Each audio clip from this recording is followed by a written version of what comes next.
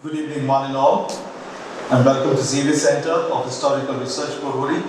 Today at XCHR, we have a very unique event which is nostalgic to those who love Goa. Today we have Ms. Heta Pandit, a renowned heritage activist and writer.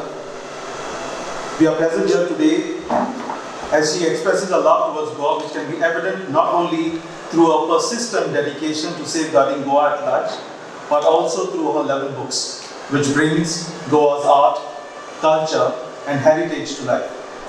Joining today with Ms. Heta Pandit is Mr. Vivek Menezes, an accomplished writer and columnist, who would be interviewing Ms. Pandit today. So please give them a round of applause.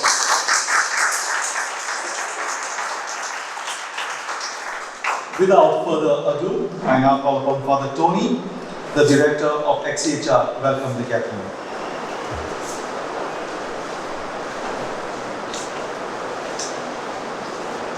Good evening once again to all of you, and very welcome to our session this evening. We're happy to have you and happy to have Heta Pandit with us. She's, as Father Malcolm said, a renowned writer and speaker, and Mr. Vivek will do the honors of interviewing her and getting the best out of her 11 books, I believe, that she has published. I'll just say a word about what I think and how Xavier Center comes into play with regard to material like this when we write books on Goan history or on Goan houses or on Goan culture, whatever word one wants to use, or heritage. We are a research center here, history research center. And history tends to be, as we know from our school days, presented to us mostly in a narrative form, so to speak. By that we mean facts and figures are given to us, and we kind of develop a negative attitude to history most of the time. Not always, but most of the time. But history also has within it this component called the story. That is why it's history. So there is a story there. And these books of Heta, I feel, are her way of conveying history by telling stories. She's a great storyteller, and that is what grips one when one reads her books. So in a way, it's a nice methodology to convey our culture, our heritage to other generations and to other people by telling such kinds of stories. And so in that respect, I'm really thankful to you for this methodology, because very often we who are in these kinds of academic setups tend to forget that there is another aspect also of history that is not strictly a narrative of facts and figures, but also of storytelling. The story she tells, of course, Mr. Vivek will point out to us in the course of the interview, but from what I could pick up from what I read, are stories wherein she allows the Goan people whom she interviews and writes about to speak for themselves, firstly. And secondly, she also allows the environment in which they are to speak for themselves. So the houses, the material with which the houses are built, the way the houses look, the gardens of the houses, all of them are speaking to us. That is part of the story.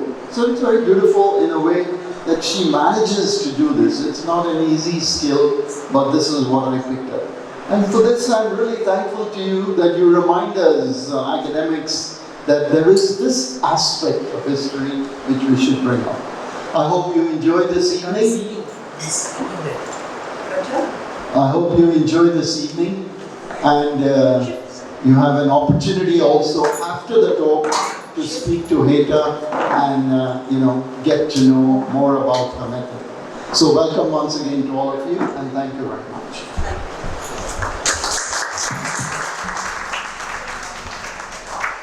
Thank you, Father Tony. Just an introduction to our interviewer today. Today we have amidst us an accomplished writer, photographer, and curator. We all know him for the Goa Arts and Literature Festival, of the Peacock of the Indian newspaper at Eton. And I'm sure the man who has been very passionate about Goa and with his exhibitions at Konkani, Saranism, Panchim 175 and Mundo Goa.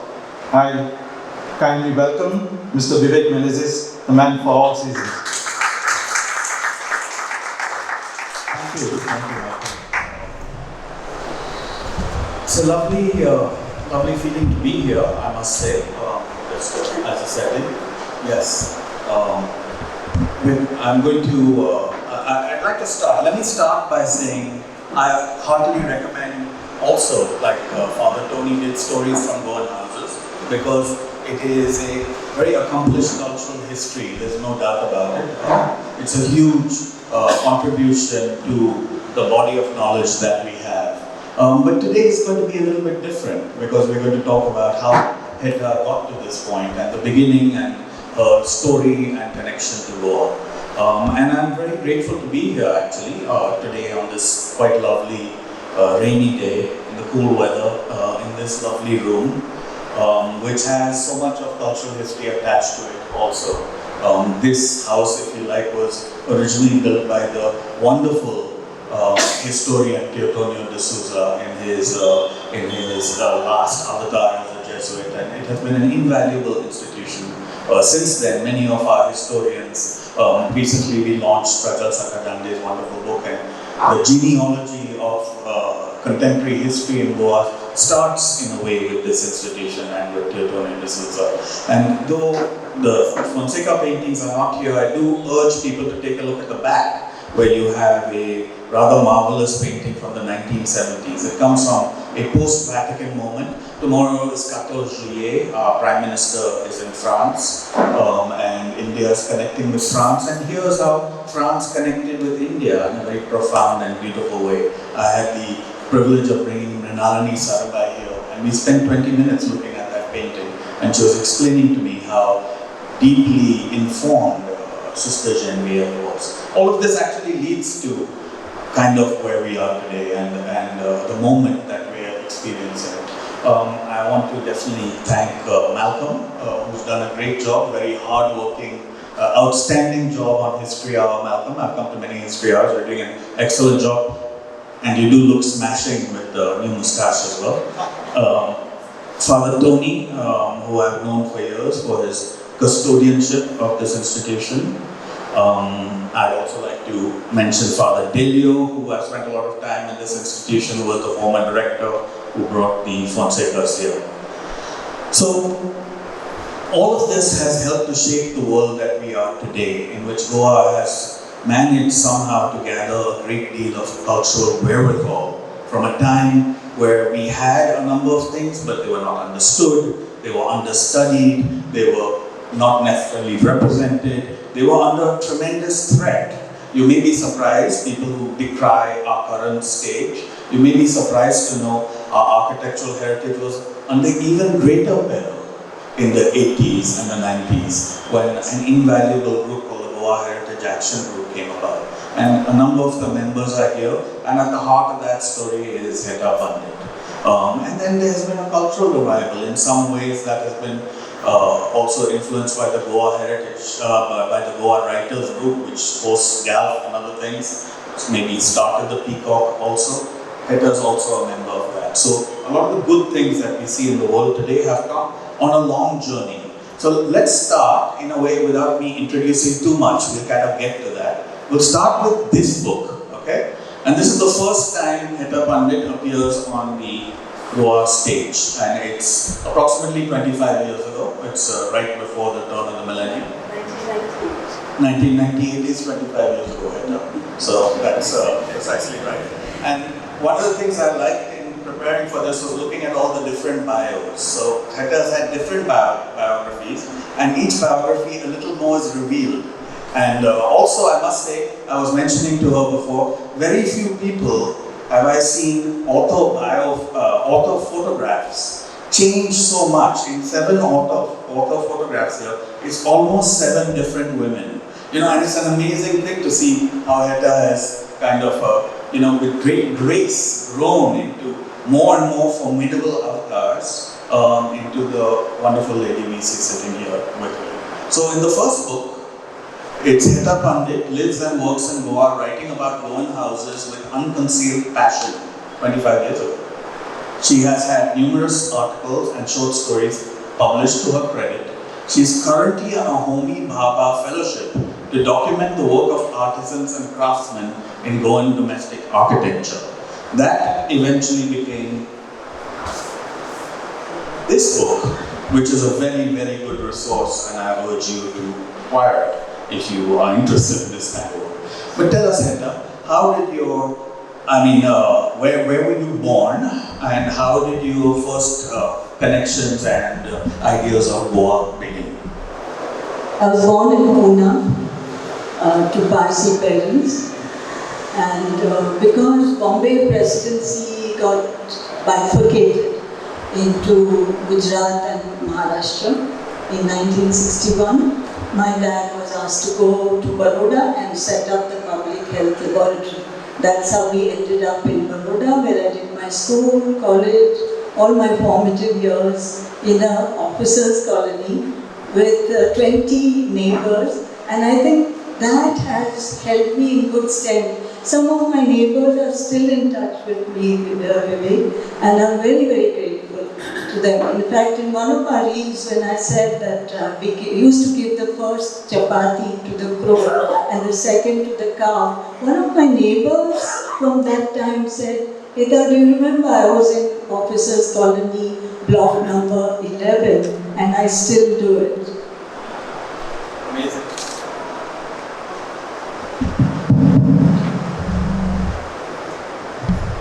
I think it may be interesting as a second introduction here, maybe, if you could read something from this book and then we can follow up.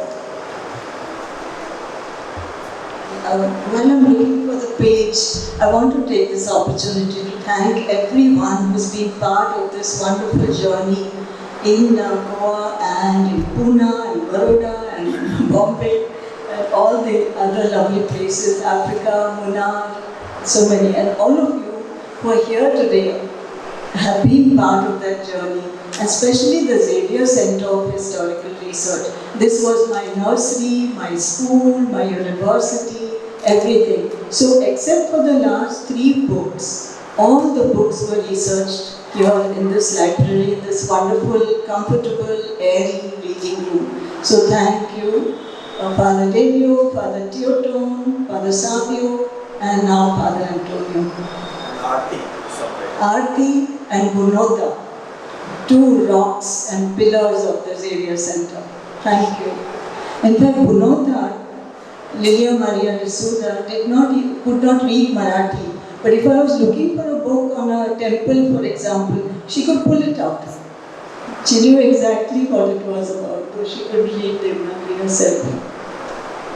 I'm going to read from the introduction, because this book has 21 houses, 21 families and their stories. And my story is only in the introduction, so I'm going to read that bit, if that's okay. Tell me when to stop. Memories are like your mother's old saris, soft, silky and slippery to the touch. They sit all folded up neatly in her cupboard, often amidst mothballs and crimped tobacco leaves, cloves and empty perfume bottles. You are allowed to touch them, feel their silken threads, even open the folds and air the fabric once in a while. Every one of these saris has a story to tell, an anecdote, a memory in its folds and beats. And when your mother passes on from this world to a better place, you take each one of her saris out and wrap yourself in her scent, in her memory. If her sari is her memory, then for you, it is a journey of a memory within a memory. The memories that she has shared with you, and mothers have their secrets too, have embedded themselves with your memories within you. Then there comes a time when you too have saris, the saris of your memories, some of which are hers, both saris and memories, and some are your own to do as you please, except that now the saris have somehow, magically, turned into houses. That's a lovely excerpt. How did you come? Goa, as you know, often has this resistance or a dialogue, a discourse about insider versus outsider. How did you come to it? I think it's important to get to the exact details, which is how exactly are you an outsider? Can you explain that? I mean, what is your first connection to Goa? Where did this affection come from? Where did that connection and the kind of feeling that you wanted to belong come from? Want a long answer? Yes. See, being outsider, you're always an outsider outside your inner circle is what my experience tells me. I can only speak for myself. I can't give you a big academic discussion on insider-outsider debate in Goa. I can't.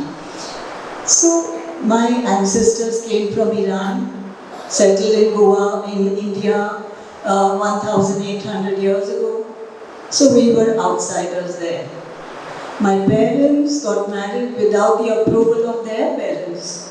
So they became outsiders in our community. I first met my cousins when we were well into our 40s and 50s. We were ostracized by the rest of the family, so we were outsiders then. So it's been a long journey of 28 years in Goa. I don't see myself as an outsider. I couldn't be much of an outsider if people have shared their stories with me and their innermost secrets, some of them have not come in the book. I couldn't have been that much of an outsider then. So how did it happen? 28 years ago, how did it happen? It's when we were researching, when we were going from door to door to research for houses of Goa, for example. It was my first book, Annabelle's first book, Rukhsana, the designer's first book, Ashok Koshi, the photographer's first book, and Gerard as publisher's first book. Nobody had any experience. We used to just go cold on cold days, knock on the door and ask them. And two experiences I'll share with you. One, where we went into a house and said we're working on a book and can we take photos of your house? And the lady sitting on a plantation chair, she said, where's the book? So I'm talking about a time when people really didn't know what happens, how a book actually takes shape. And the other rather funny example is when we went to Kandalam, Rukhsana and I knock on this door and say, we want to take pictures of your house from the outside, we don't want to enter inside. And the gentleman opened it just a chink and he said, no, nothing doing. Slammed the door in our faces. So I said, no, let's try again. And we knocked again and the gentleman opened the door. Gerard's brother is right here. And Ruki said, but we've come from Gerard the Coonier's office. So he opened the door wide and he said, in that case, not at all. Gerard doesn't even know this man. We went back and told him the story. He laughed. He said, I don't even know who this is. But that's the kind of reception we got. We've come a long way since then. I'm grateful to a lot of people who introduced and reintroduced some of these families. And they, after all this time, have understood what goes into a book and that it's not going to be misconstrued, misused, abused. The information has been handled carefully. And the information was then fed back to them and asked them if there was okay, if there was approval, and only then we published. I'm talking about stories from Goan houses. So that's how stories came about. I think one of the really interesting things in looking at this as a cultural history, even of the last 25 years, is how accomplished and how serious and how, I would say to international, global academic standards, your work has gone from the first book to this book. It is a remarkable thing. But in between, a book which I enjoyed reading when it came out, I think this is around 2001 or 2002, Heta wrote a book of short stories. Okay, and it's beautifully illustrated by Mario Miranda, and there's no bio here, but I can see that it's a deep engagement with the material of Goa. By this point, first of all, have you moved to Goa at this point? Yeah, I moved to Goa in 1995, 2nd July, 1:20 p.m. exactly. Landed in Bedalwadi in a house that was owned by a man nicknamed Kauro. Kauro means crow. And he was a wonderful host. We stayed there for 3 months.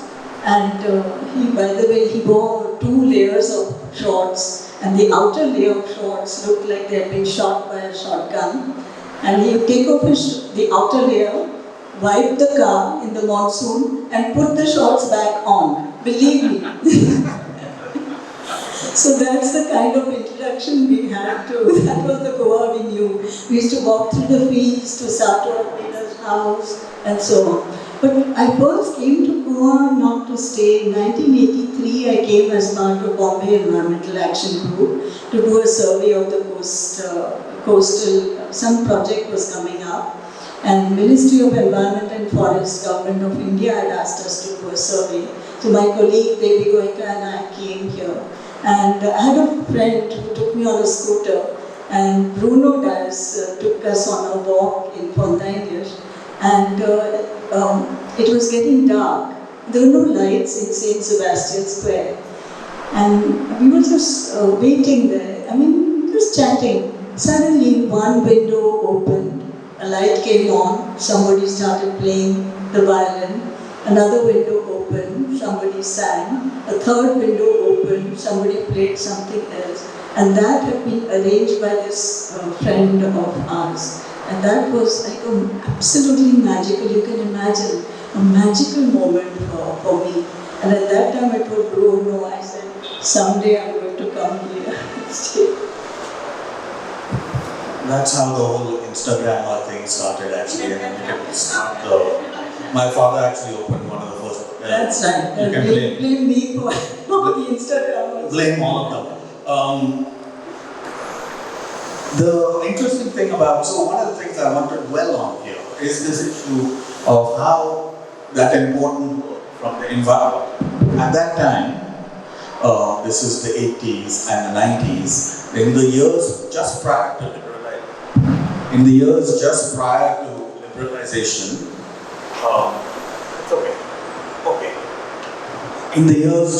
to liberalization, maybe a decade prior to liberalization, another 5 years after that, there was a tremendous disdain to what was actually in Goa by quite often the Goans themselves, right? The old architecture was crumbling, there wasn't enough money in the economy to look after it. People were moving abroad, but they were not well settled, so the remittances, if you look at the track of remittances were almost quite low.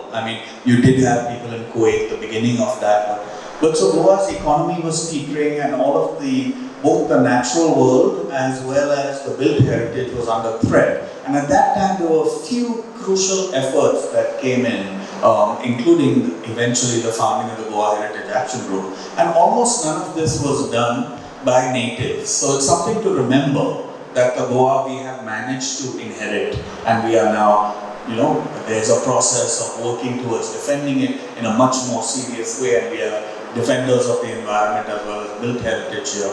It is something that relies on a crucial intervention that took place at that time. So I think that when we talk about, the Goa that we want to preserve, we should acknowledge that, there are people who are not Goan, if you like, who fall on the other side of the insider-outside debate, who played a crucial role. And I'm very grateful for those efforts, Heta. They've been heroic. So please, a big hand for Heta and Xavier and other members of Prajal, other members of the Goa Heritage Action Group, Nirmal Kulkarni, all of these have played a stalwart role. The book I like very much. It kind of brings us to this Instagram, fast forwards to the Instagram era, the book that was launched at GALF. And it's got a great title. I think it should be republished. If you consider maybe someone like Penguin would republish it. It's called There's More to Life Than a House in Goa. Right? And here Heta, looking completely different again, has a different bio which I'd like to read to you. Heta Pandit's first job was assisting Dr. Jane Goodall on a chimpanzee research station in Tanzania. Amazing. She broke new ground also as India's first tea planter in Kerala. Also new, woman tea planter, only to settle down as one of India's champion preservationists of historic homes. By now, she's the author of 7 books on historic houses. So this is very interesting, Heta, because you have a beautiful house in Goa, but your message, which is a message I would like to broadcast every day on national television, particularly in the northern region, is there's more to life than a house in Goa. Can you tell us a little bit about this book, but also maybe read from it a little bit, or you can just tell us if you prefer. Tell you how the title came about. Can you hear me? I used to go on and on about Goan houses. And my friend Rahul Goswami just got fed up one day and he said, you can stop talking about houses. There's more to life than a house in Goa. I said, thank you so much. You got given me a title for my book. And this is really an autobiography. My whole journey as, I lived in Tanzania, worked with Dr. Jane Goodall, chimpanzee research, 4.5 years there. Then coming back after a failed marriage and coming back to Bombay, working with Bombay Environmental Action Group. So those stories are also there. And after that, going to Munnar after the 93-94 communal riots, we saw the whole fabric of the city change, as some of you did. I know Bal Munkur came to Bombay from Bombay around the same time. And this is, we made Goa our home after that, after 95. So this is, and I always believe, Vivek, that every house you own must work for itself because it's a member of your family. You cannot say, inherit a house and say, oh, white elephant, the monkeys are jumping on the roof tiles are getting displaced, and so on. That's all part of it. That is, it's like an elderly member in your house. If you had a 110-year-old or an 80-year-old grandma, you wouldn't put her in hot pants. And you wouldn't say, oh, let's leave her in a corner and let her fend for herself either. So you have to make your houses work. I am blessed in a way that I inherited 3 houses, 2 in Panchgani, 1 in Bandra in Bombay. And all our heritage homes, the oldest one was built in 1903 and Panchgani House 1916 and so on. And they all work for a living. The Bandra house is given as a film location for film shoots. The Panchgani houses are on Airbnb as homestays. Goa house, not so much, but then I have my own work also that I'm doing from here. All the houses have to work for a living is what. The reason, according to me, research driven, is why Goan houses have fallen, were abandoned, as you just mentioned, is because of family disputes or people have gone abroad, the young people are not motivated enough, interested enough to come back and look after their homes, or they just come on vacation and Christmas reunions and so on. So these are some of the reasons that our Goan houses were abandoned in the past. And if somebody is willing, say he's from Delhi or Timbuktu or anywhere, but he's willing to buy a house, restore it and put it back on its feet without tampering too much with the original and the essence of the house, then I say welcome that person with open arms. Don't throw the baby out with the bathwater.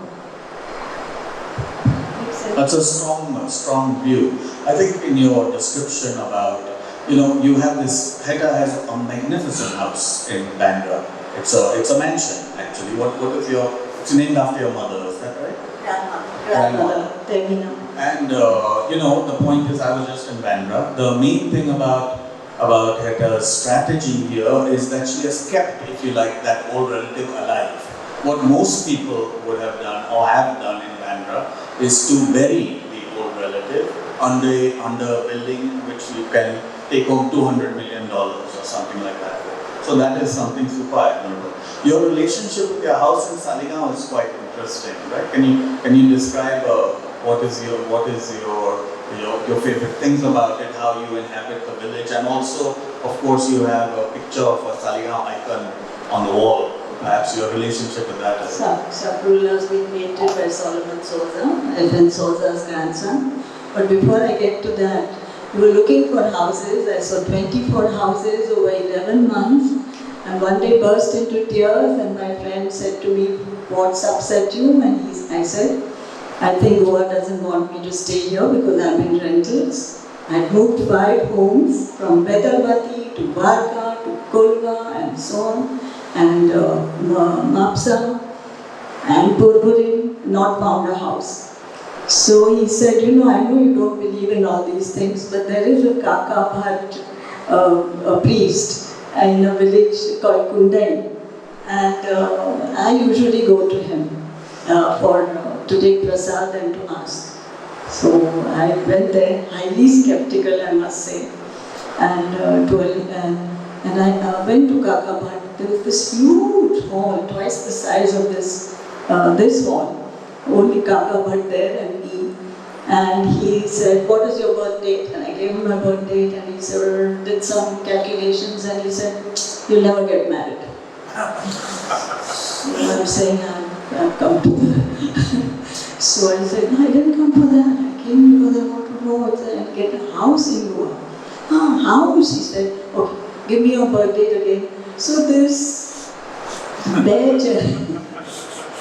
bare-chested priest, Kaka Bhat, I told him my birthday is 25th August 1954. So, believe it or not, he steps out of this huge Sabha Mandapam and he said, "Number 54, house with a bamboo door." And he goes round the Sabha Mandapam and he comes back and he says, "You will get your house on your birthday." And I did get my house on my birthday in Saligao.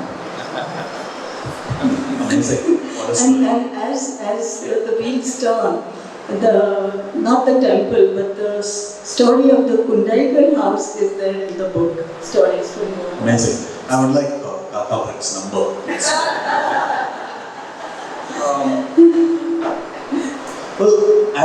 Since we've already named the elephant in the room, which is the outsider insider thing, perhaps you could explain this thing about, even when you describe your own feeling, and I've seen it only too often, this kind of house lust or Goa lust that comes upon a number of people who move to Goa, come to Goa. We're very familiar with it, where everything depends for them to get a piece of the Goan sun. And it's a kind of a syndrome, a derangement syndrome, I think, that exists in Goa. And we see it all around us. Possibly there's some of you harboring it right now. How do you explain this thing? What has happened? Where is this mania? When you moved to Goa, you mentioned Bal Munkur. I remember when Bal Munkur moved to Goa, and I met him several times soon afterwards. He used to complain that everyone looked down on him for moving to Goa. Like, why are you moving to Goa? So even people like, people who are well known in our culture, from our own culture, complained when they moved to Goa. I had to move to Goa, it's such a backwater, it's so difficult to live here. Bal Munkur complained that nobody to socialize with, according to him. Now everyone in India, you continually run to them, desperation for a piece of Goa. Can you explain this? What happened in these 25 years? I'm not an expert on the subject or anything, but from what people, I get a request once a week, which I turn down, of course. Hey, can you help us find a house? And when I say no, I don't do real estate, I don't deal in houses, rentals, but you're writing books on Goan houses. So anyway, my conclusion is that it's like a big status symbol now to have a second home or a third home in Goa. एक ने लिया तो दूसरा बोलता मैं भी ले लूँगा, And but the unfortunate part is that a lot of them who come, they come and live in gated communities, swimming pool, they deplete the water in the village. They have nothing whatsoever to do with the Goan culture, Goan people, or even the new settlers who have settled here. But fortunately, there's another side to that there are a lot of young people who moved during pandemic and moved here and have decided to stay on. Because when we recently did a walk festival, 25 walks over 16 days, for example, there were a lot of new settlers, people who had come here during pandemic, decided to stay back, and also interested in the land of their adoption. So that's very heartening. And another good news is that some of the young people featured in the book Stories from GOAN Houses are motivated to stay on. They don't want Portuguese passports, they don't want to go off to Bombay or London and so they love their homes, they love the village, they want to stay back and do stuff. I do agree with both those things. There is a wonderful kind of a revival among millennials and perhaps even the generation right after that who are very interested in staying in Goa. And of course, Goa has become more, if you like, globally viable with all of its good and bad things. It's become more part of a flat world where people can exist. And of course, during the pandemic, many people did move here from everywhere, including a number of India's newly wealthy. And perhaps all of those things, if we can look down the road, those things could help to create a kind of a different economic and cultural space compared to maybe with some benefits compared to where we lived before and mitigating what happens in the future. But what I really appreciate about Heta is her work has become more and more serious. These have been really important interventions.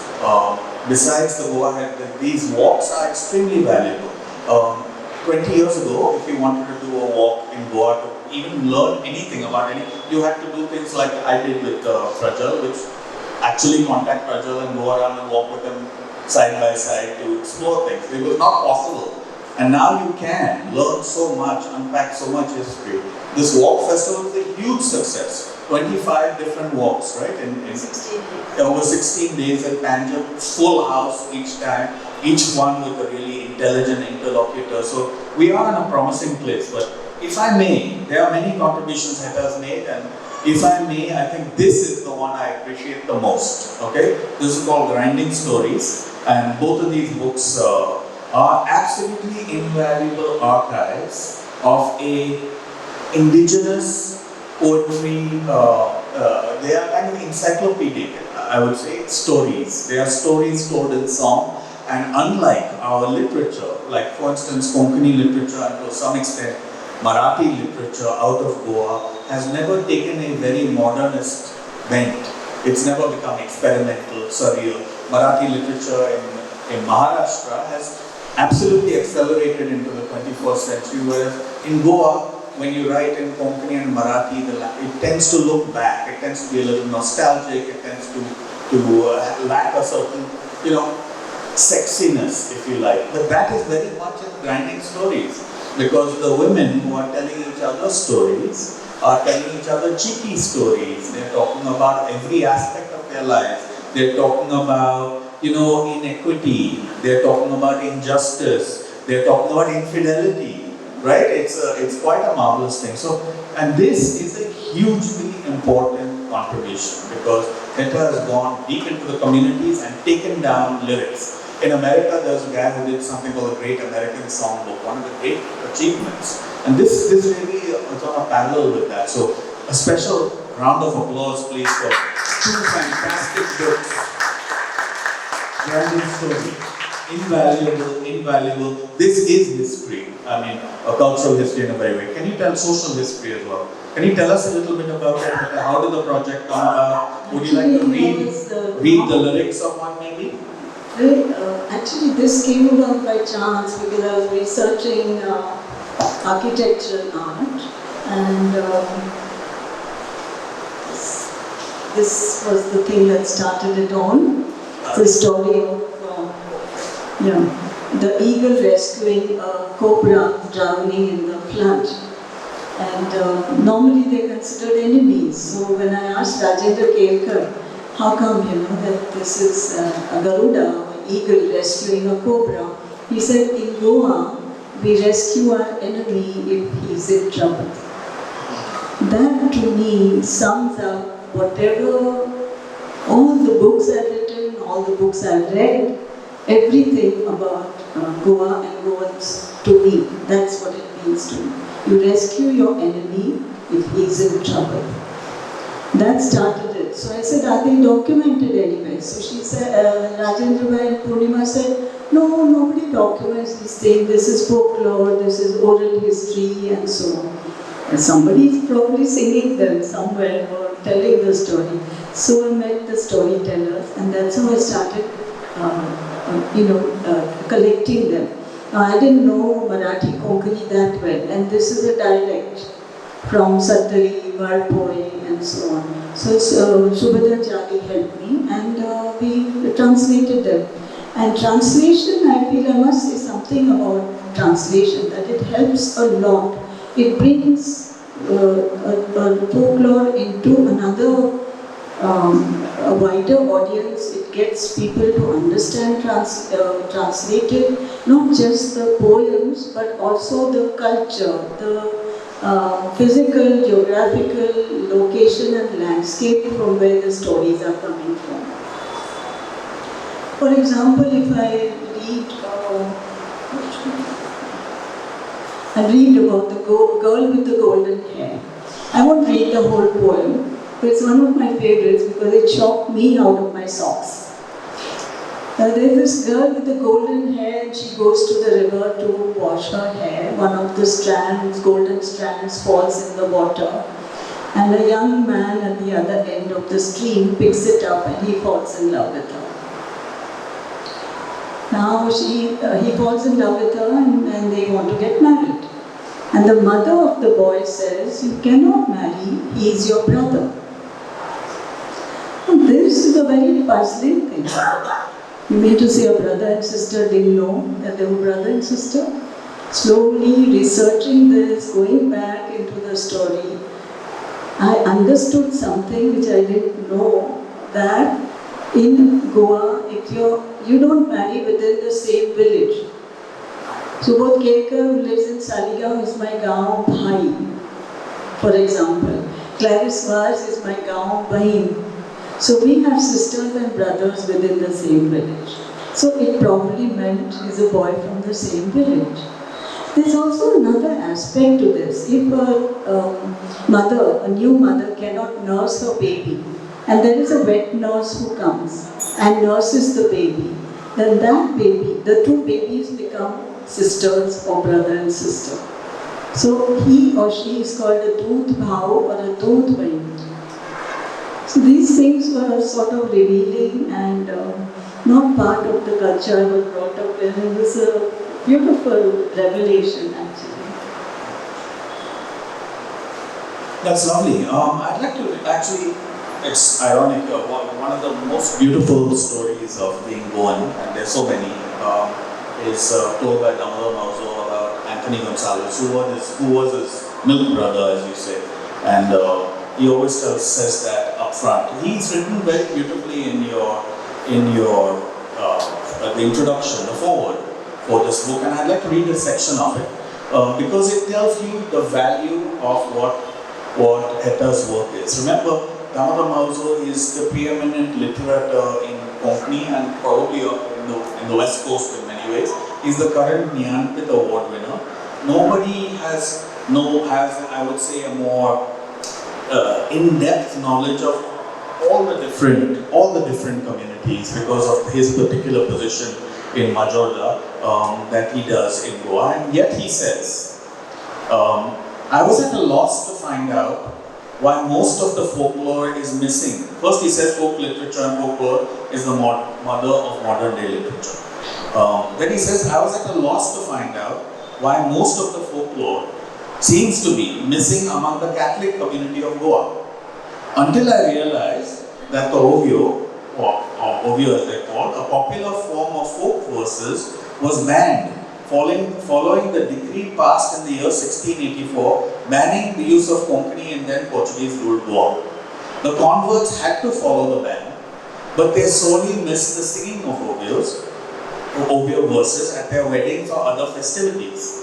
They would then invite Hindu neighbors to sing the Ovio. This enraged the missionaries, who then prompted the rulers to ban the practice altogether.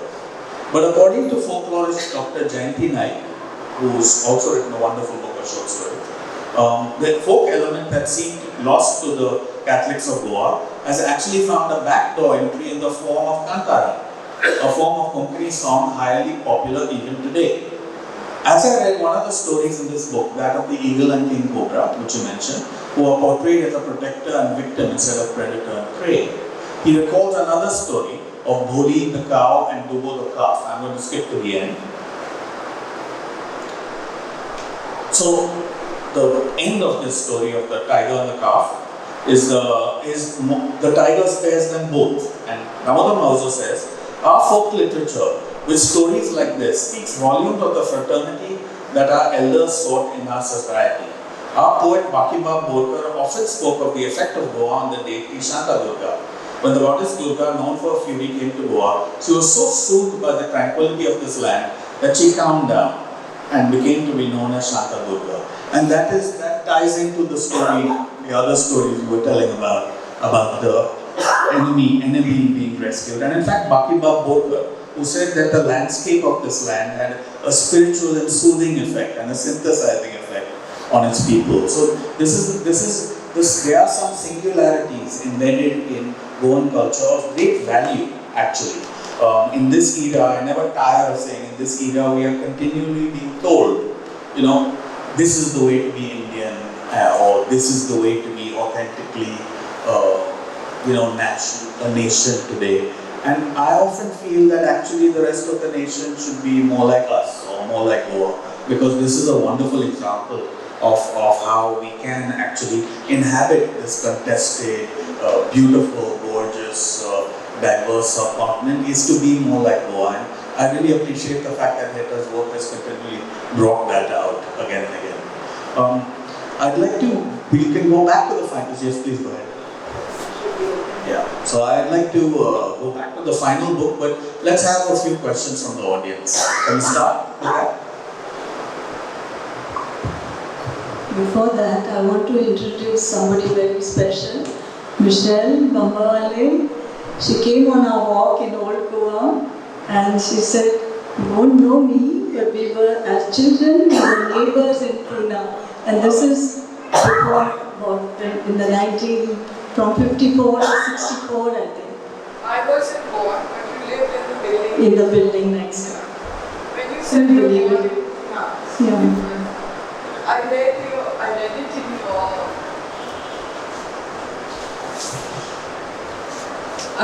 in your book, There's More to Life in a House in Goa, and there was so much similarity in our lives that I wanted to meet you when I read your books.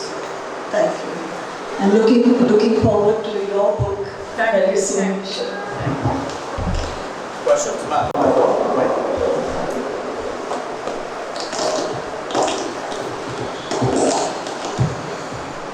Heta, tell us a bit about the Goa Heritage Action Group. We have a number of members here. It's a very valuable organization. I urge those of you who are not members or supporters to try and do that.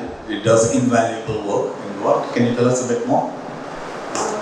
Poonam, Verma, Mascarenhas, Raya, Shankhwalker, and I met at Poonam's house one day. And all this time I was thinking, well, there's really nothing to do here. There's no work here as such for me.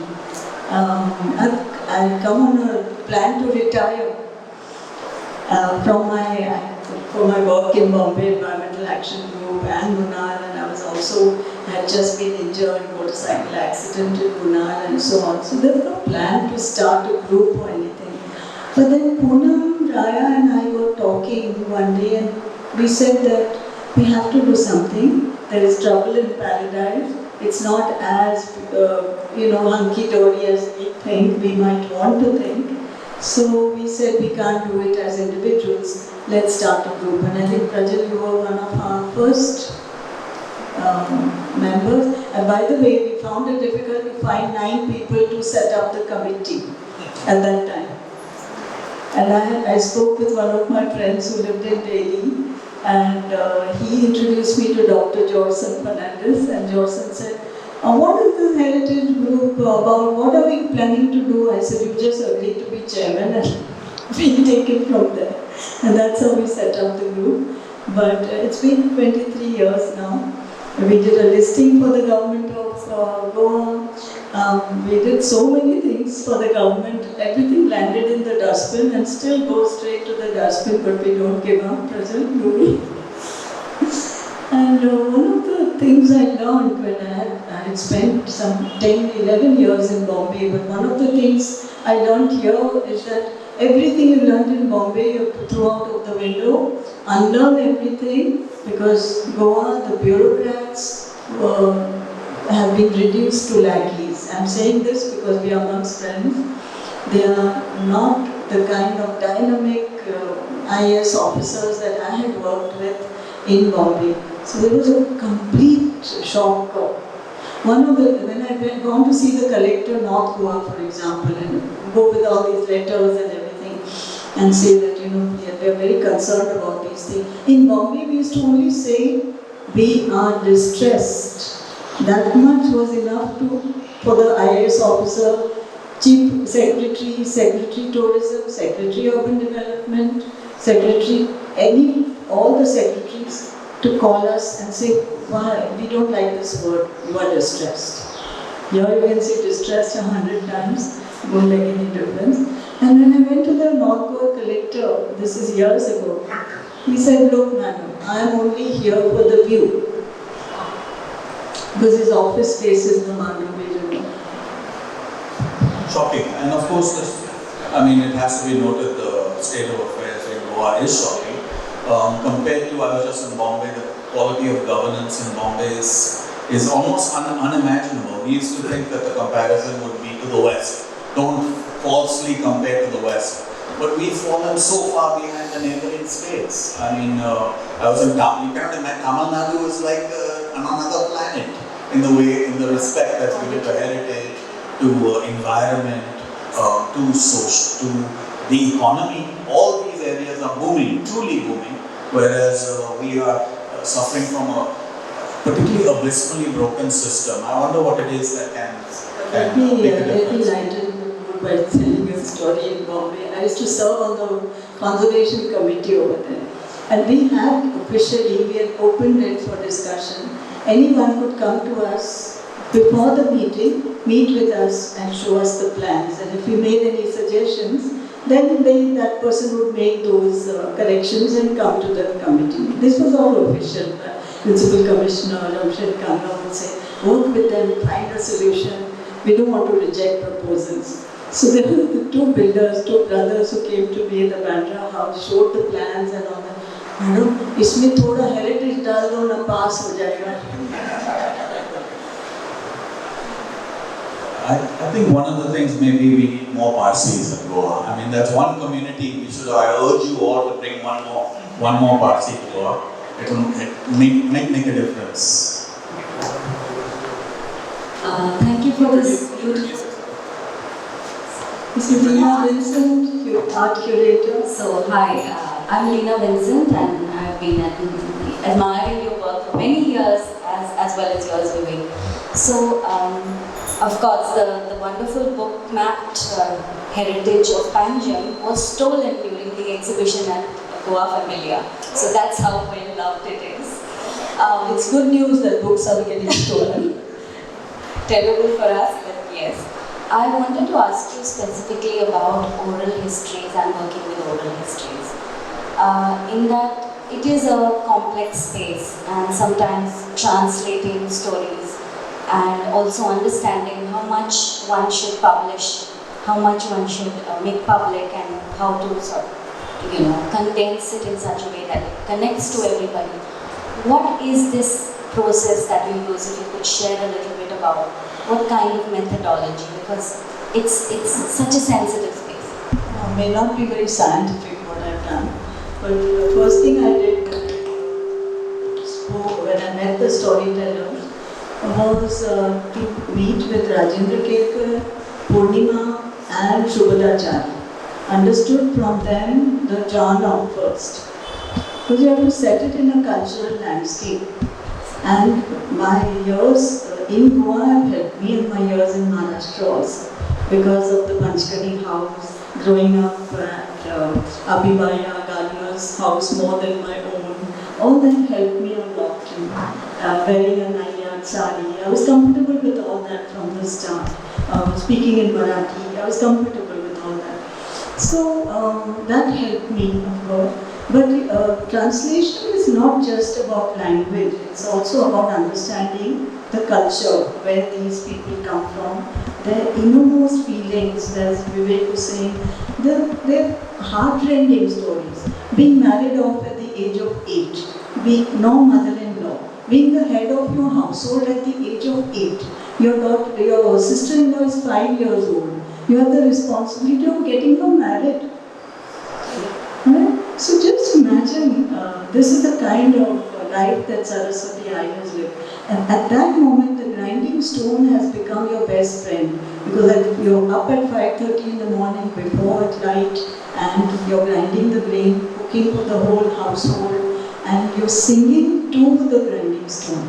And the other thing is, you're not allowed to use percussion instruments at any of these functions and ceremonies. So the stone becomes the percussion instrument. They're very clever. They use the domestic utensils for percussion.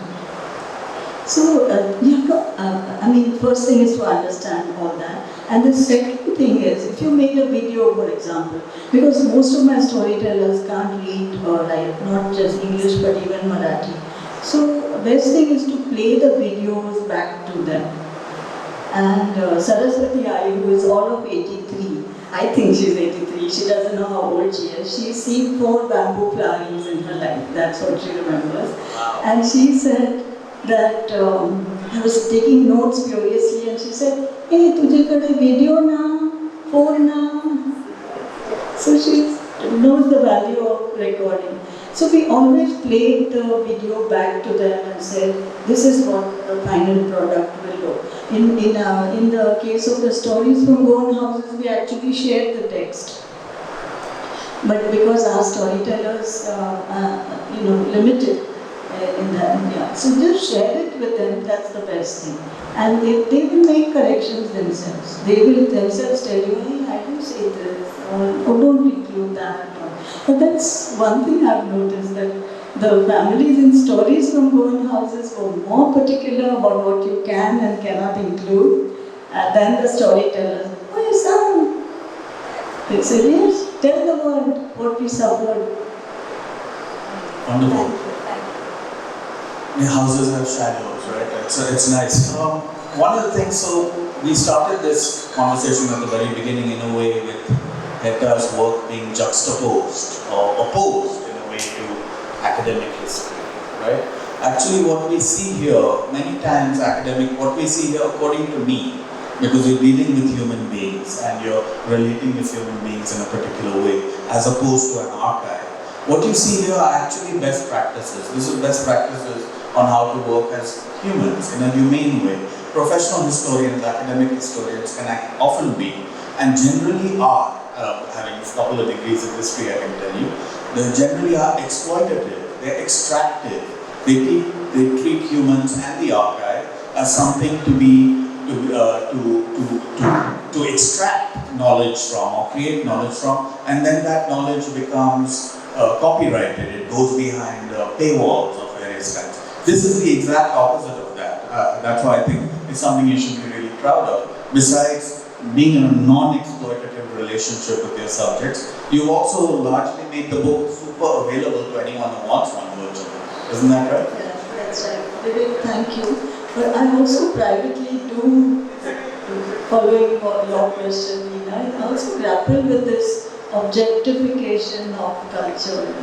What are we doing? We're packaging it, we're sharing it, of course, we're translating it, but we're also, in a way, commodifiers. Yeah. But that's exactly what I'm remarking on here, is that this is it's not commodification. You have parceled it, you presented it, you put even your name on it, and that's all. Those are all standard practices. But the rest of the model, the way you're supposed to do these books, the way that a publishing house would want to do it, you from your heart have done something different, and I commend you for that. Very often these things are that way. I know you should probably speak to the audience. So is there any more questions? Any questions, please? We have time to take one more at least. Yes, Michelle? I can speak loudly. Can you hear me at the back? Use the mic. Okay. One was about the Goa Heritage Action Group. How can people like us who have recently moved to Goa, don't know much about the culture or the language, etc., help in any way or be involved? That was one question. The second question is what you mentioned about using stories and being exploitative. I was thinking for the anthology that you were putting together about talking to women who worked for me. When I called them, they all assumed that it was about work, that I was going to give them work. And when I tried to explain to them, it was very difficult for them to understand what is a book and why photographs and why me. And I thought it was exploitative from that point of view, so I've been sort of guessing myself. So my question to both of you is, how do you make it sort of inclusive, and how do you get the story from them, and how is it not exploiting their story?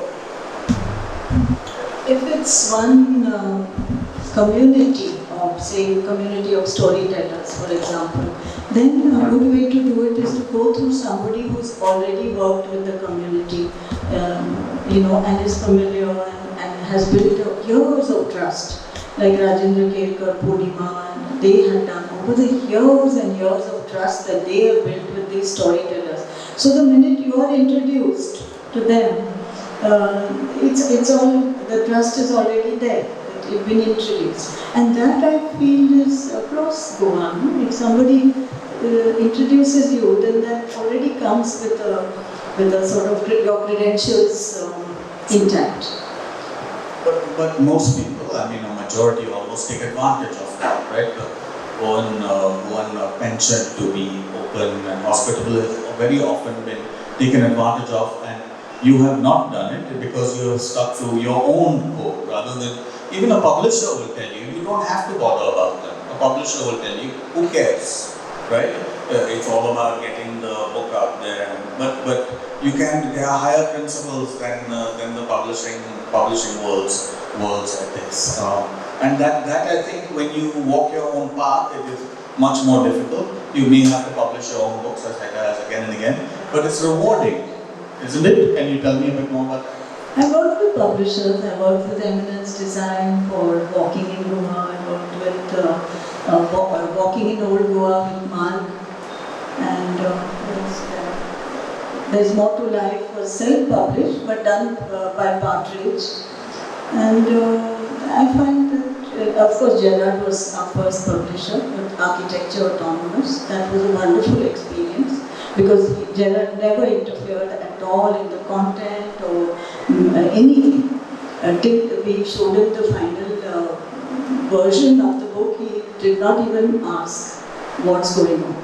So that was wonderful to work with. But I think by and large, if you can, you should publish your own, because then you have complete control on the pricing, on the content, on the presentation.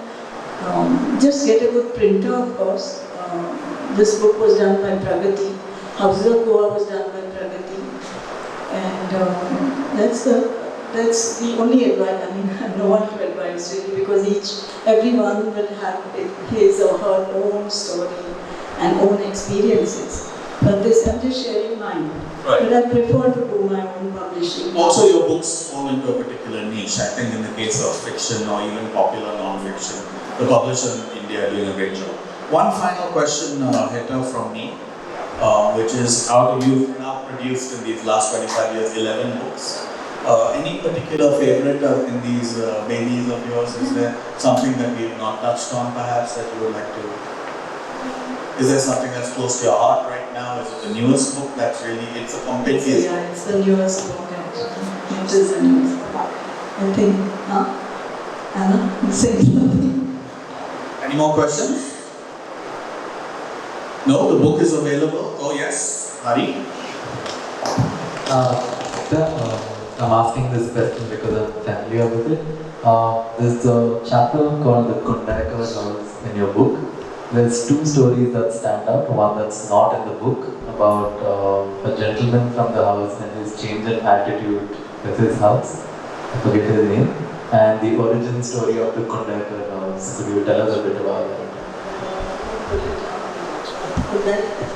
Now the difference of being here for so many years, and when I first went to Sandeep Kundakar's house, Sandeep must have been 25 years old, and he was a young man, and the house was falling apart, and I don't know if you can. Now this is a picture of a wedding that was recently held just before, and we waited for this wedding to take our pictures. But at that time when I first met Sandeep, the house was falling apart, there was not enough finances to repair. He was twiddling his toes and waiting for me to leave, and who is this woman who's coming and telling us to repair the house and restore it when we don't have the money for it. But now they had 20 years later or 25 years later, and he was so proud of it, so proud of what he had done, that he said, wait, we're having a wedding at the house, we're having this Harad ceremony, and you must come. And then we attended the ceremonies and we took pictures and all of that. But the most important, by the way, this is how, you can see a little ceremony with the grinding stone. These are obios sung at the wedding. Anju can sing for us sometime. But these were just ornamental grinding stones. They're not the same stones that we see with the storytellers in the other two books. And these were beautifully painted and all, but none of them worked. And they tried singing, but the girls now don't even know the songs. So there was just one or two ladies singing the songs. The stones wouldn't move, and they were all giggling away, and we were all giggling with them. But that was in a way fun, and in a way quite sad also to see. The whole story of the Kundakar house is quite interesting. That the whole family was started by a lady who's widowed in South Goa. She comes with a small child to this house, the Kamath house, and she works as a Sambhal Nari, or somebody who looks after the family and the house.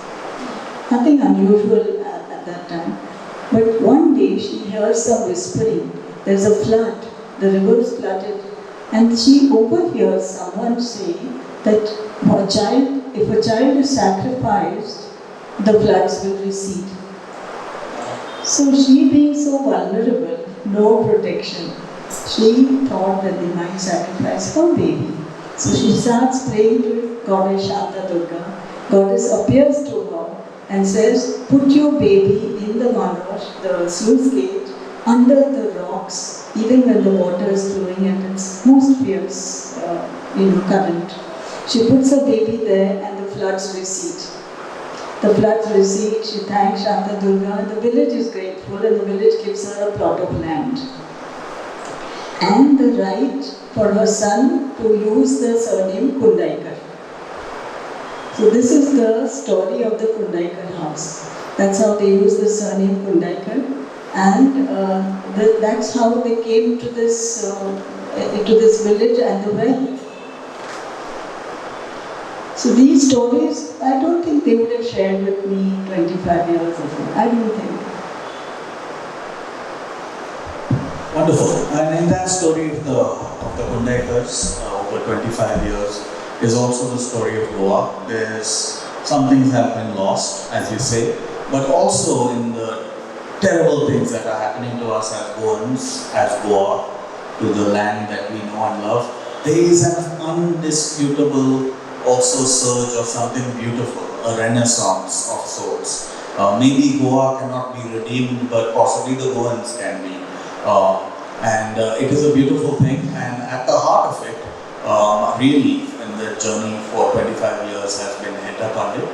Deeply grateful to you, honored to be here in this conversation. Big hand, please. Heta Pandit, ladies and gentlemen.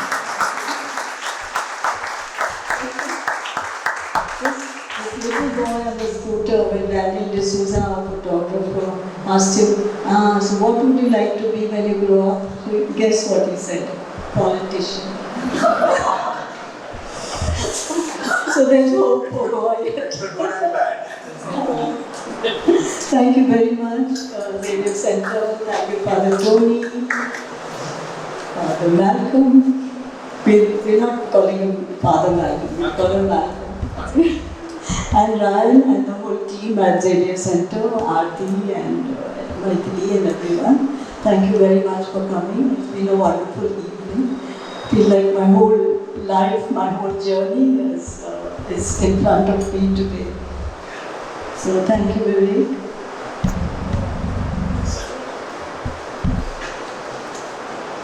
On behalf of XCHR, I gratefully like to thank Ms. Heta Pandit for the very fact that she has done this history here. Thanks to Vivek Menezes. This interview has been possible because of your contribution, surely, of Vivek being a great interviewer. So give them a round of applause.